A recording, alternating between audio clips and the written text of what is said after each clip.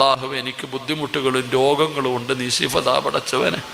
എനിക്ക് നിസ്കരിക്കാൻ പറ്റുന്നില്ല റബ്ബേ, അല്ലാഹുവേ നീ ശിഫ നൽകണേ അല്ലാഹുവേ രോഗങ്ങളൊക്കെ മാറ്റണേ റഹ്മാൻ. അല്ലാഹുവേ പടച്ചവനെ റബ്ബേ ദുആയ്ക്ക് ഇജാബത്ത് നൽകണേ റഹ്മാനെ, ഇസ്സത്ത് നിലനിർത്തണേ പടച്ചവനെ. അല്ലാഹുവേ എനിക്ക് ബുദ്ധിമുട്ടുകളും സിറാജുദ്ദീൻ കാസിമി ഉസ്താദിൻ്റെ വാക്കുകൾ പലർക്കും ജീവിതത്തിൽ ഇരുട്ടിൽ വെളിച്ചമായി. യുവാക്കൾ തെറ്റായ വഴികളിൽ നിന്ന് മാറി കുടുംബങ്ങൾ ഐക്യത്തോടെ ജീവിക്കാൻ തുടങ്ങി.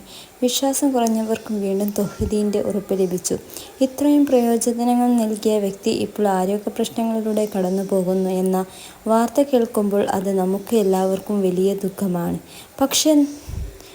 പക്ഷേ നമുക്ക് ചെയ്യാൻ കഴിയുന്ന ഏറ്റവും ശക്തമായ കാര്യം ദുആയാണ്. അള്ളാഹുവിൻ്റെ വാക്കുകൾ നമ്മെ പഠിപ്പിക്കുന്നു, ദുആ ആണ് വിശ്വാസിയുടെ ആയുധം.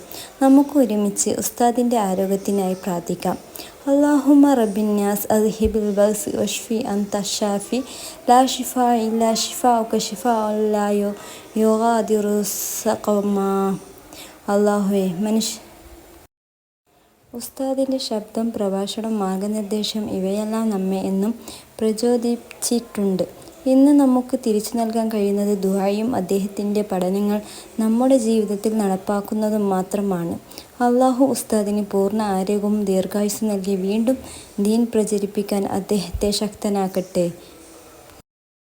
ഇന്ന് നമ്മൾ സംസാരിക്കുന്നത് നമ്മുടെ ഹൃദയങ്ങളിൽ വലിയ സ്ഥാനം നേടിയിട്ടുള്ള ഇസ്ലാമിക പ്രഭാഷകനായ സിറാജുദ്ദീൻ ഉസ്താദിനെ കുറിച്ചാണ്.